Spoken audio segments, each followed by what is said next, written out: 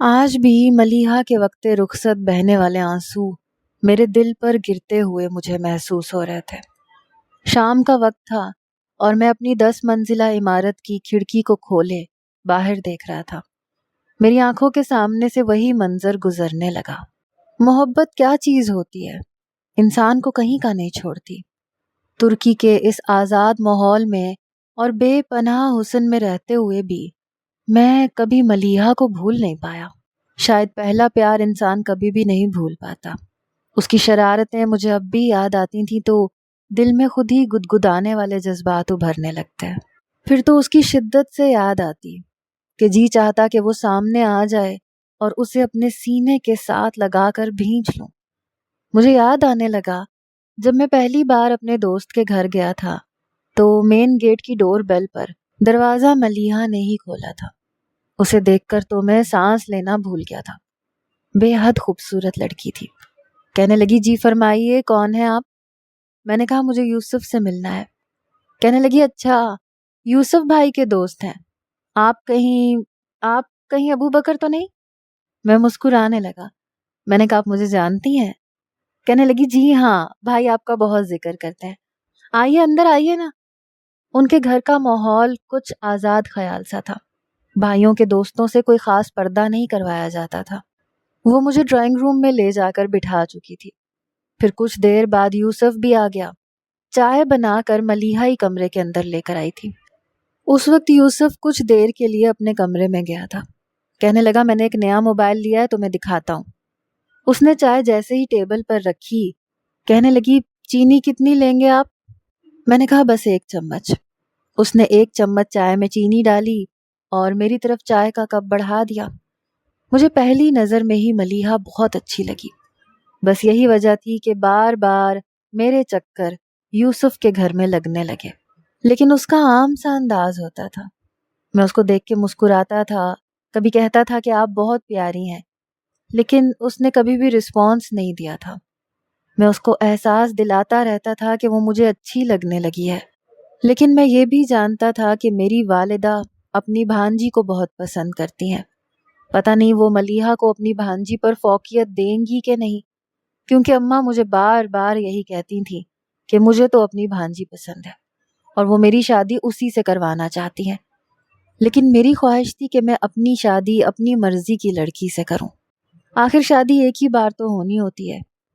ایک بار جب میں یوسف سے ملنے گیا تو میں نے ملیحہ کو گلاب کا پھول دیا۔ وہ حیرت سے مجھے دیکھنے لگی۔ میں نے کہا یہ آپ کے لیے ہے۔ کہنے لگی بہت شکریہ۔ وہ میرے لیے جوس کا گلاس لائی تھی۔ میں نے جوس کا گلاس پکڑ کے اس کو گلاب کا پھول پیش کیا۔ میں نے کہا گلاب کے پھول کا مطلب سمجھتی ہیں آپ؟ میری بات سن کر اس کے ماتھے پر بل پڑے۔ کہنے لگی کیا مطلب؟ میں نے کہا میں اگر اپنی والدہ کو آپ کے گھر آپ کے رشتے کے لیے بھیجوں تو آپ کو اعتراض تو نہیں ہوگا؟ یہ سن کر وہ چپ سی ہو گئی۔ کہنے لگی یہ فیصلہ میرے ماں باپ پر ہے، میں کیا کہہ سکتی ہوں؟ میں نے کہا آپ کو اعتراض تو نہیں ہوگا نا؟ تو اس نے مسکرا کے نفی میں سر ہلا دیا۔ میری شادی ملیحہ سے ہو گئی اور وہ رات میں آج بھی بھول نہیں پایا۔ بڑی حسین رات تھی۔ میری خوبصورت بیوی میرے پہلو میں میرے ساتھ بیٹھی تھی اور میرا جی چاہ رہا تھا کہ جلدی سے یہ رسم ختم ہو اور میں ملیحہ کے ساتھ تنہائی کے لمحات گزاروں۔ شادی کی رات وہ بہت مسکرا رہی تھی۔ میں نے اسے دیکھا تو مجھے دیکھ کر مسکرانے لگی۔ میرا جی چاہا کہ وہ مجھ سے شرمائے، لیکن وہ شاید اس قسم کی لڑکی نہیں تھی۔ میں نے کہا یار تمہیں نہیں لگتا کہ آج کی رات تمہیں تھوڑا سا گھونگھٹ نکالنا چاہیے، تھوڑا سا شرمانا چاہیے؟ میری بات سن کر کہنے لگی ابو بکر اب مجھے شرم نہیں آ رہی تو میں کیسے شرماؤں؟ میں نے کہا پلیز ملیحہ میری خواہش ہے۔ میرے کہنے پر اس نے بڑا سا گھونگھٹ نکال لیا۔ میں نے اس کا گھونگھٹ اٹھایا تو وہ نظریں جھکائے بیٹھی رہی۔ میں نے اسے رونمائی کا کنگن پہنایا۔ کہنے لگی اتنی شرم کافی ہے؟ میں نے کہا بہت بہت شکریہ زوجہ محترمہ میرے لیے شرمانے کا۔ وہ ہنسنے لگی۔ ہماری زندگی کی ابتدا بہترین تھی، لیکن کچھ دنوں بعد میری والدہ نے یہ سوچ کر میں نے ٹھنڈی سی آہ بھری۔ سامنے سڑک پر ایک کپل جاتا ہوا دکھائی دے رہا تھا۔ وہ دونوں بہت خوش تھے، آپس میں ایک دوسرے کا ہاتھ تھامے باتیں کر رہے تھے، چلتے بھی جا رہے تھے۔ مجھے ملیحہ کی یاد آئی۔ مجھے ترکی آئے ہوئے 6 مہینے گزر گئے تھے۔ ان 6 ماہ میں نے کئی بار فون اپنے گھر پر کیا تھا۔ سب سے بات ہوتی تھی، لیکن بات نہیں ہوتی تھی تو ملیحہ سے نہیں ہوتی تھی۔ جب بھی میں اماں سے پوچھتا کہ ملیحہ کہاں ہے، کہتی اپنے کمرے میں سو رہی ہوگی۔ جب میں کہتا کہ اماں اسے اٹھا دیں، میری بات کروا دیں، تو اماں کہتی کہ کر لینا اس سے بھی بات۔ پھر اماں اپنی ہی باتیں کرنے لگتی۔ مجھے لگا شاید وہ مجھ سے ناراض ہے، کیونکہ جب میں ترکی آ رہا تھا تو وہ بہت رو رہی تھی، کہہ رہی تھی ابو بکر مت جاؤ۔ لیکن میں نے اسے کہا کہ بس چند سالوں کی بات ہے، جلدی آ جاؤں گا۔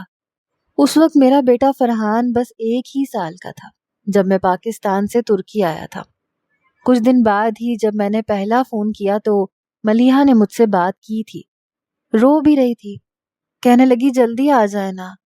بس 1 مہینہ ہی میری اس سے بات ہوئی تھی۔ تھوڑی سی بات کرتی تھی تو اماں فون پکڑ لیتی تھیں، باتیں کرنے لگتی تھیں، اور پھر ضروریات کی ایک لمبی لسٹ ہوتی تھی جو مجھے سنائی جاتی تھی۔ بھائی کی پڑھائی کا خرچہ، ابا کے علاج کا خرچہ، چھوٹی بہنوں کی شادی کا خرچہ، بڑی لمبی فہرست تھی جسے مجھے اکیلے ہی پورا کرنا تھا۔ بڑا بیٹا ہونا بہت بڑی ذمہ داری ہوتی ہے۔ ماں باپ کی، بہن بھائیوں کی، سب کی امیدیں بس اسی پہ لگی ہوتی ہیں۔ میں سب سے بڑا تھا، اسی لیے اماں سب کچھ مجھے ہی کہتی تھی۔ جب سے ابا کو فالج ہوا تھا، گھر کی ویسے بھی ساری ذمہ داری مجھ پہ آ گئی تھی۔ ملیحہ سے میری پسند کی شادی تھی، میرے دوست کی بہن تھی۔ حالانکہ اماں اس رشتے پر راضی نہیں تھیں کیونکہ وہ اپنی بھانجی کو لانا چاہتی تھیں، لیکن میری پسند پر انہوں نے اپنی پسند کو پس پشت ڈال دیا تھا۔ لیکن اس چیز کا احساس وہ مجھے بار بار جتاتی رہتی تھی کہ تم نے اپنی پسند کو ترجیح دی ہے۔ اب یہ نہ ہو کہ بیوی کی چمچا گیری کرتے رہو اور ماں اور بہن بھائیوں کو بالکل بھول جاؤ۔ دیکھو سب کچھ تم نے ہی کرنا ہے، چھوٹی بہنوں کی شادیاں بھی، چھوٹے بھائی کو تعلیم بھی تم نے پوری کروانی ہے۔ وہ یونیورسٹی میں تھا، چند سالوں میں اس کی نوکری لگ جاتی تو میری یہ ذمہ داری بھی پوری ہو جاتی۔ 2 بہنیں تھیں، دونوں کے جہیز کی ذمہ داری تھی۔ اسی لیے میں ترکی آ گیا کہ یہاں کماؤں گا تو جلد از جلد اپنی ماں کی ساری امیدوں پر پورا اتروں گا۔ پھر مجھے اور ملیحہ کو ساتھ ہی تو ساری زندگی گزارنی تھی۔ لیکن پچھلے 3 ماہ سے اماں ملیحہ سے بات ہی نہیں کروا رہی تھیں۔ جب بھی اماں سے پوچھتا کہ ملیحہ کہاں ہے، تو اماں کا لہجہ کوفت سے بھرا ہوتا تھا۔ کبھی کہتی کچن میں ہوگی، کبھی کہتی کمرے میں ہوگی۔ اماں کہتی اپنی من مانیاں کرتی ہے، جب جی چاہتا ہے منہ اٹھا کے میکے چلی جاتی ہے۔ ہماری عزت اور کوئی بھی بات کی اہمیت ہی نہیں ہے اس لڑکی کے دل میں۔ بہرحال وقت یوں ہی گزرنے لگا۔ ہر بار جب بھی میں اماں کو فون کرتا، یہی سوال کرتا کہ ملیحہ کیسی ہے، کہاں ہے، مجھ سے بات کیوں نہیں کرتی۔ اماں اس بات کو آئیں بائیں شائیں کر جاتی۔ 1 سال بیت گیا تھا، میں نے اس کی آواز نہیں سنی تھی۔ میرے دل کی بےتابیاں بڑھنے لگی تھی۔ میں نے کہا اماں میری ملیحہ سے بات کروا دو۔ اماں نے کہا سو رہی ہے۔ میں نے کہا اسے جگا دو، لیکن آج مجھے اس سے بات کرنی ہے۔ اماں کہنے لگی اچھا ٹھیک ہے، رکو کچھ دیر۔ کچھ دیر بعد ملیحہ نے فون اٹھایا اور بے رخی سے کہنے لگی کیا کام ہے آپ کو مجھ سے؟ میں نے کہا ملیحہ ایسے کیوں بات کر رہی ہو؟ کہنے لگی ابو بکر کوئی کام ہے تو بتائیں، مجھے ابھی فرحان کو بھی دیکھنا ہے۔ میرا دل تو ملیحہ کی بات سن کر ٹوٹ سا گیا۔ میں نے کہا بس تمہاری آواز سننی تھی۔ کہنے لگی سن لی آواز؟ میں نے کہا ہاں ملیحہ۔ کہنے لگی ٹھیک ہے۔ یہ کہہ کر اس نے فون میری والدہ کو پکڑا دیا۔ میرا دل تو ملیحہ کی بات سن کر ٹوٹ سا گیا۔ پردیس میں رہنا آسان تو نہیں ہوتا۔ آپ لوگوں کی یادیں ہی تو ہمارے پاس ہوتی ہیں، جس بے چینی سے ہم لوگ اس وقت کا انتظار کرتے ہیں جب جیب میں کچھ سکے بچ جائیں اور اسے ٹیلی فون بوتھ پر لے جا کر ڈال کر اپنوں کی آوازیں سن سکیں، ان سے بات کر سکیں۔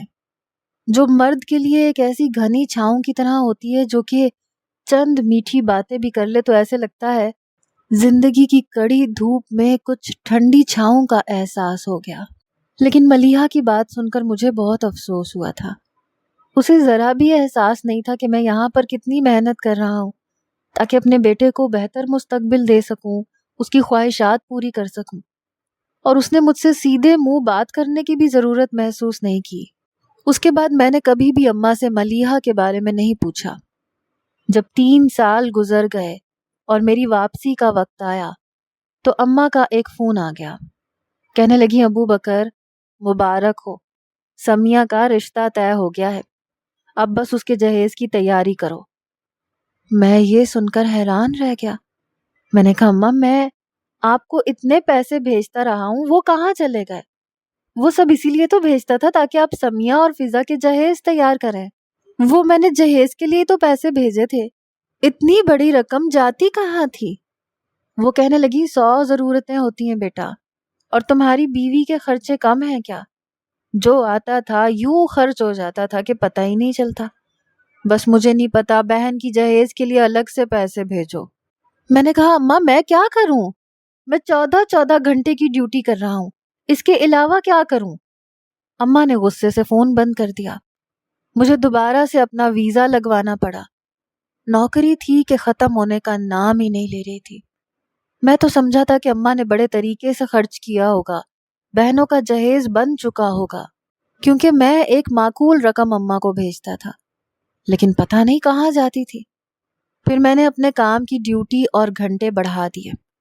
دن رات محنت کر کے 2 سال اور لگ گئے۔ بہنوں کی شادی ہو چکی تھی، چھوٹے بھائی کی نوکری بھی لگ چکی تھی۔ اب کچھ سکون سا ہو گیا تھا۔ تھوڑی سیونگ میں نے کرنی شروع کر دی تھی تاکہ پاکستان جا کر ایک کاروبار سیٹ کر سکوں۔ جب میں پاکستان گیا تو ایئرپورٹ پر سب مجھے لینے آئے تھے، میرے بھائی، دونوں بہنیں، ان کے شوہر، میری اماں، یہاں تک کہ ابا بھی بہت مشکل سے ویل چیئر پر بیٹھ کے مجھے لینے آئے تھے۔ 5 سال بعد میں نے ان لوگوں کو دیکھا تھا۔ سب سے پہلے ابا کے ساتھ لگ گیا۔ ابا مجھے سینے سے لگا کے رونے لگے، میری بھی آنکھوں سے آنسو چھلکنے لگے۔ پھر اماں کے ساتھ لگ گیا، وہ بھی رو رہی تھیں، بہنوں کی بھی آنکھیں نم تھیں۔ چھوٹا بھائی میرے گلے سے لگ کے مجھے ملا تھا۔ فرحان اماں کی گود میں تھا۔ میں نے فرحان کو گود میں لیا تو اجنبی نظروں سے مجھے دیکھ رہا تھا۔ میں اسے پیار کرنے لگا۔ پھر میں نے ادھر ادھر دیکھنا شروع کیا تو اور کوئی نہیں تھا، ملیحہ نہیں تھی۔ میں نے کہا، اماں ملیحہ نہیں آئی مجھے لینے؟ اماں کہنے لگی، اس سے کتنا کہا ہم نے، کتنی منتیں کی کہ چلو ساتھ، لیکن نہیں، اپنی ضد کی پکی ہے۔ مجھے یہ سن کر بہت افسوس ہوا تھا۔ جب میں گھر میں داخل ہوا تو دروازہ ملیحہ نے ہی کھولا تھا۔ نظروں کے تصادم پر اس کی آنکھوں میں بس شکوے ہی شکوے تھے۔ فوراً سے اس نے نظریں نیچی کی اور کچن کا رخ کر لیا۔ میرے دوست اور خاندان والے بھی مجھے گھر میں ملنے کے لیے پہنچے ہوئے تھے۔ میں سب سے ملنے لگا، کھانا بھی تیار ہو چکا تھا، سب کے ساتھ کھانا کھایا، لیکن ملیحہ اس میں بھی شامل نہ تھی۔ میں نے پوچھا تو اماں کہنے لگی کچن میں ہوگی۔ کھانا کھانے کے بعد مجھ پر نیند سوار ہو رہی تھی، تھکن بھی تھی، لیکن پھر بھی میں سب سے باتیں کر رہا تھا، ترکی کے بارے میں بتا رہا تھا۔ 1 بج گیا تھا۔ رات کو پھر کہیں جا کر سب رشتہ داروں اور دوستوں نے میری جان چھوڑی۔ جب میں اپنے کمرے میں گیا تو فرحان سو رہا تھا۔ میں اس کے برابر میں جا کے لیٹ گیا، ملیحہ کا انتظار کرنے لگا۔ آنکھیں نیند سے بوجھل ہو چکی تھیں، سفر کی تھکن بھی بے تحاشا تھی، اس کے باوجود میں جاگ رہا تھا۔ رات کے 2 بجے ملیحہ کمرے میں آئی، دوپٹے سے ہاتھ پونچھ رہی تھی۔ مجھے جاگتا دیکھ کے کہنے لگی، آپ ابھی تک جاگ رہے ہیں، سوئے نہیں؟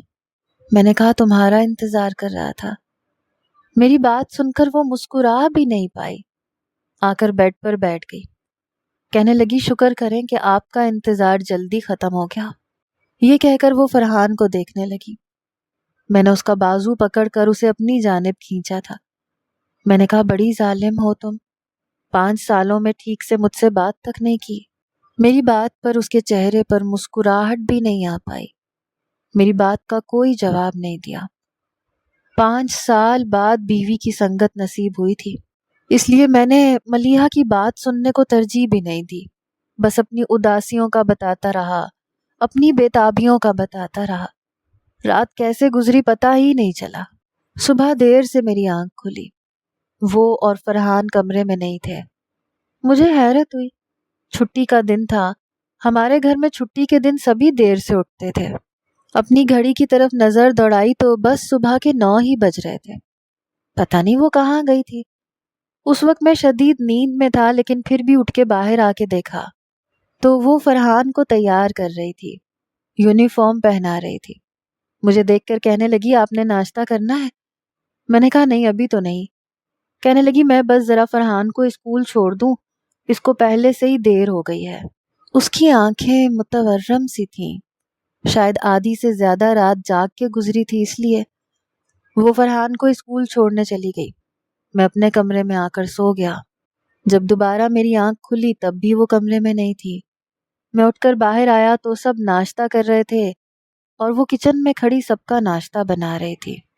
میں جھنجھلا کے رہ گیا۔ میں نے کہا، ملیحہ یار کیا مسئلہ ہے تمہارے ساتھ؟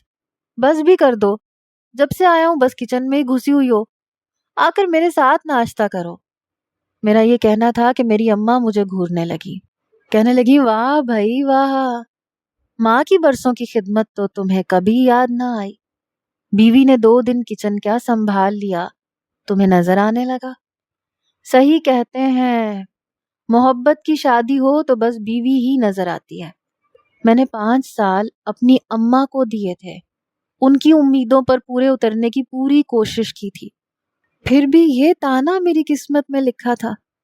میں نے کہا، اماں کیا ہو گیا؟ 5 سال بعد آیا ہوں، جب سے آیا ہوں ملیحہ کچن میں لگی ہوئی ہے۔ اماں کہنے لگی، تمہیں دکھانے کے لیے لگی ہے، ورنہ محترمہ 12 بجے سے پہلے کمرے سے باہر نہیں آتی تھی۔ تمہاری بہنیں آئی ہوئی ہیں اپنے شوہروں کے ساتھ، تم سے ملنے کے لیے آئی ہیں۔ زبردستی میں نے ان کو رات کو روکا تھا کہ بھائی آیا ہے 5 سال بعد، کچھ دیر رک جاؤ۔ اب تمہاری بیوی کو سب کو ناشتہ کھانا دینا پڑا تو تمہیں مسئلے شروع ہو گئے۔ اچھا بھائی ٹھیک ہے، کہہ دیتی ہوں دونوں کو کہ واپس اپنے سسرال چلی جائیں۔ اماں کا یہ لہجہ سن کر میں نے کہا، اماں میرا یہ مقصد نہیں ہے۔ اماں نے کہا، پھر کیوں ایسے بولا تم نے؟ میں نے کہا، اچھا ٹھیک ہے، کچھ نہیں کہتا، آپ ناراض تو نہ ہو۔ میں نے اپنی والدہ کا ہاتھ پکڑا اور چوم کر انہیں منانے کی کوشش کرنے لگا، لیکن ایسا چند دن نہیں ہوا تھا۔ ملیحہ کی تو روٹین بڑی ٹف تھی۔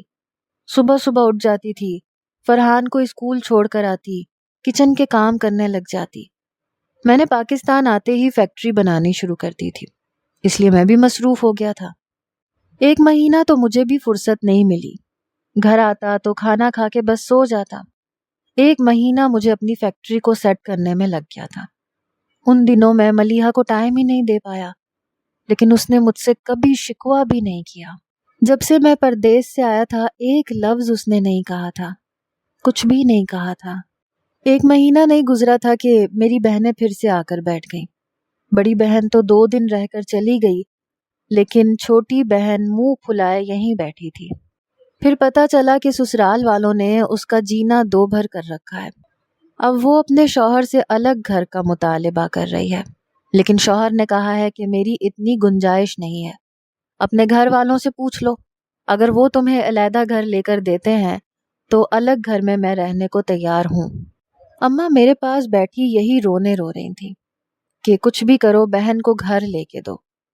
میں نے کہا، اماں آپ کے سامنے ہے، ابھی میں نے کوئی بھی کام شروع نہیں کیا ہے، فیکٹری میں میری ساری جمع پونجی لگ چکی ہے، میں کہاں سے اس کو گھر لے کے دے سکتا ہوں۔ اماں کہنے لگی، ایسے کرو، گھر کے اوپر جو اسٹور روم بنا ہے وہاں ایک اور کمرہ تعمیر کروا دو، چھوٹا سا کچن واش روم بنوا دو، اس میں اتنا پیسہ نہیں لگے گا، بس میری بیٹی اوپر گزارا کر لے گی، لیکن اب سسرال نہیں جائے گی۔ ایک ہم ہیں جنہوں نے بہو کو عیش و آرام میں رکھا ہوا ہے، اور ایک میری بیٹی ہے جو سارے سسرال والوں کی صبح سے شام تک خدمتیں کرتی رہتی ہے، لیکن انہیں تو قدر ہی نہیں ہے۔ بظاہر تو مجھے بھی ایسے ہی نظر آتا تھا جیسے ملیحہ پر کام کا بوجھ بہت زیادہ ہے، لیکن اور کسی کو نظر نہیں آتا تھا۔ بہرحال جو تھوڑے بہت پیسے میرے پاس بچے تھے وہ میں نے اوپر چھت پر 2 کمرے تعمیر کروا دیے اور ساتھ میں کچن بنوا دیا۔ چھوٹی بہن اوپر آئی تو اس نے اپنا اوڑھنا بچھونا نیچے کرنا شروع کر دیا۔ جب بھی کھانا لگتا وہ نیچے آ جاتے، اس کا شوہر بھی نیچے بیٹھ کے کھانا کھانے لگ جاتا۔ پہلے چند دن تو میں خاموشی سے یہ سارا ماجرا دیکھتا رہا، لیکن 1 مہینہ ہو گیا تھا، نہ وہ کہیں جاتا تھا نہ کماتا تھا۔ بس صبح ناشتے پر میری بہن سے کہتا، اپنی بھابھی سے کہو میرے لیے پراٹھا آملیٹ بنا دیا کرے۔ صبح صبح اس نے ناشتہ بھی کرنا، رات کو کھانے پر بھی اس کے لیے الگ سے گوشت کا سالن پکتا۔ میرا تو اب بھیجا آؤٹ ہونے لگا تھا۔ جب میں اماں سے شکایت کرتا تو اماں کہتی داماد ہے، اس کے آگے دال سبزی رکھیں گے کیا؟ کیا عزت رہ جائے گی ہماری؟ ارے بھائی بہنوئی اور داماد کو ہمیشہ اچھا کھلاتے پلاتے ہیں۔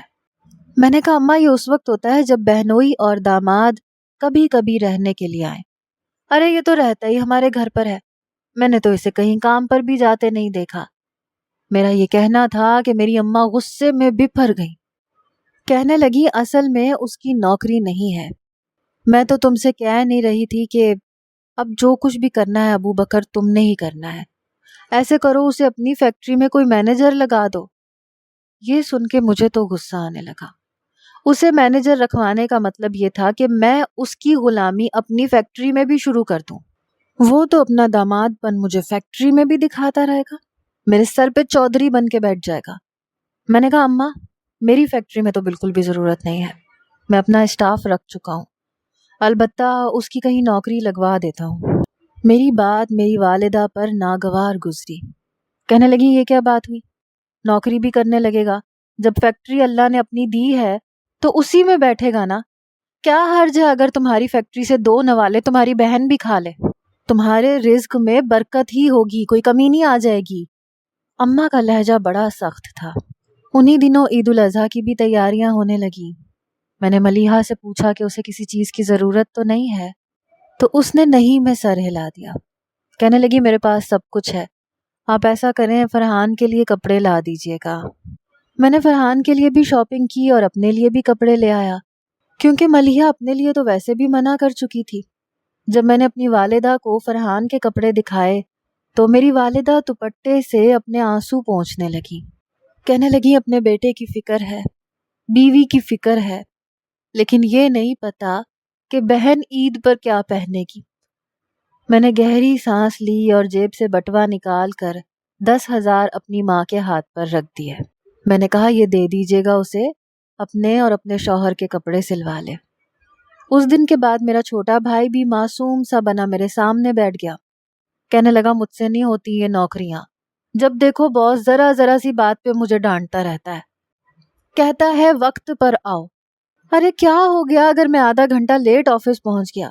کام تو کر رہا ہوں نا، لیکن نہیں نخرے بہت ہے بھائی میں نے نوکری چھوڑ دی ہے، اب میں آپ کی فیکٹری میں کام کیا کروں گا۔ ظاہر سی بات ہے جب اپنی فیکٹری ہے تو کیا ضرورت ہے میں نوکری کروں، دوسرے کے تلوے چاٹوں، اپنا بنا بنایا کام ہے، بس نیند پوری کیا کروں گا اور آرام سے اپنی فیکٹری میں جا کے کام کروں گا۔ میں تو یہ سب دیکھ کے پریشان سا ہو گیا تھا۔ یہ فیکٹری میں نے اپنے لیے لگائی تھی تاکہ میں اب اپنے بارے میں سوچ سکوں، پردیس اپنے بہن بھائیوں کے لیے تو کاٹ کر آیا تھا تاکہ ان کی ذمہ داریاں میرے سر سے اتر جائیں، لیکن یہ ذمہ داریاں تو گلے کا توق بن کر میرے گلے میں پڑنے لگی تھیں۔ پہلے بہنوئی کو نوکری پر رکھا، پھر بھائی بھی نوکری چھوڑ کر فیکٹری پہ نظر رکھے ہوئے تھا۔ عید سے چند دن پہلے میں جانور بھی لے کر آیا اور اس میں بھی اماں نے بہنوئی کا حصہ الگ سے ڈلوا دیا۔ صبح عید تھی اس لیے سب کے کپڑے استری سٹینڈ پر رکھے ہوئے تھے۔ ملیحہ تیزی سے ان پر استری کر رہی تھی۔ رات کے 3 بج گئے تھے۔ میں نے کہا ملیحہ آدھی رات بیت گئی ہے، آرام نہیں کرنا تم نے؟ کہنے لگی کیسا آرام، سب کے کپڑے استری کرنے ہیں، ابا کے، آپ کے، یاسر کے بھی، پھر فرحان کے بھی۔ اماں نے بھی اپنا سفید جوڑا لا کے رکھ دیا کہ عید پر سفید جوڑا پہنوں گی، وہ بھی استری کرنا ہے۔ صبح 4 بجے تک وہ کپڑے استری کرتی رہی۔ میں جا کر سو چکا تھا۔ صبح مجھے نماز کے لیے اسی نے جگایا تھا۔ نماز پڑھنے کے بعد جب میں گھر آیا تو سبھی تیار تھے، لیکن کسائی ابھی تک نہیں پہنچا تھا، اسی لیے میں اپنے کمرے میں آ گیا۔ دیکھا تو وہ انہی میلے کچیلے کپڑوں میں تھی۔ میں نے کہا تم نے عید کے کپڑے نہیں پہنے؟ کہنے لگی کون سی عید؟ اور میں نے کپڑے پہن کے کہاں جانا ہے؟ گھر پہ ہی تو رہنا ہے، کچن میں جانا ہے، کھانا بنانا ہے۔ نہ اس کے ہاتھوں میں چوڑیاں تھیں، نہ چہرے پر میک اپ، نہ نئے کپڑے۔ میں نے اس کا بازو پکڑا اور غصے سے بولا، میں نے کہا مسئلہ کیا ہے تمہارے ساتھ؟ کیوں تم نے خود کو کھپا کے رکھ دیا ہے کاموں میں؟ اچھے کپڑے کیوں نہیں پہنتی؟ تیار کیوں نہیں ہوتی؟ تنگ آ چکا ہوں میں، جب سے آیا ہوں تمہیں ایسے میلے کچیلے کپڑوں میں دیکھ رہا ہوں۔ اس نے سختی سے میرا ہاتھ اپنے بازوؤں سے پیچھے کیا، کہنے لگی دل مر چکا ہے میرا ابو بکر۔ ان 5 سالوں میں نے ڈھنگ کا جوڑا نہیں پہنا، کیونکہ آپ کی ماں کہتی تھی کہ کس کو دکھانے کے لیے پہن رہی ہو۔ میں نے ہاتھوں میں چوڑیاں پہننی چھوڑ دی ہیں کیونکہ آپ کی ماں کو اعتراض تھا۔ میں نے سجنا سنورنا چھوڑ دیا ہے کیونکہ آپ کی ماں کہتی تھی کہ کس کے لیے تیار ہو رہی ہو۔ کئی بار اپنے دوپٹے سے انہوں نے میرا میک اپ صاف کیا ہے۔ اس لیے ان 5 سالوں میں اپنی ہر خواہش کو دل کے اندر دفن کرتے کرتے اور اس گھر کے نہ ختم ہونے والے کام کرتے کرتے میں یہ بھول چکی ہوں کہ میں ملیحہ ابو بکر ہوں، آپ کی بیوی ہوں۔ بس یہ یاد ہے کہ شادی صرف ایک ذمہ داری کا نام ہے جسے آپ بیٹا بن کر گزار رہے ہیں اور میں بہو بن کر۔ ہماری اپنی کوئی زندگی ہے ہی نہیں۔ اگر آپ یہ سمجھتے ہیں کہ بہنوئی کا کام سیٹ کرنے کے بعد، چھوٹے بھائی کو الگ سے کاروبار سیٹ کرنے کے بعد آپ آزاد ہو جائیں گے تو آپ کی غلط فہمی ہے۔ ہمیں آزادی نہیں مل سکتی کیونکہ اسے چھٹی کبھی نہیں ملتی جو اپنا ہوم ورک پورا کر لیتا ہے، نہ کبھی آپ کو ملے گی اور نہ کبھی مجھے۔ یہ کہنے کے بعد پھوٹ پھوٹ کے رونے لگی، پھر دوپٹے سے اپنے آنسو صاف کرنے کے بعد کمرے سے باہر چلی گئی۔ میں سمجھ گیا تھا کہ ان 5 سالوں میں نے ایک اچھا بیٹا ہونے کا فرض نبھا دیا تھا، پر اپنی بیوی سے بہت بڑی قربانی لے لی تھی۔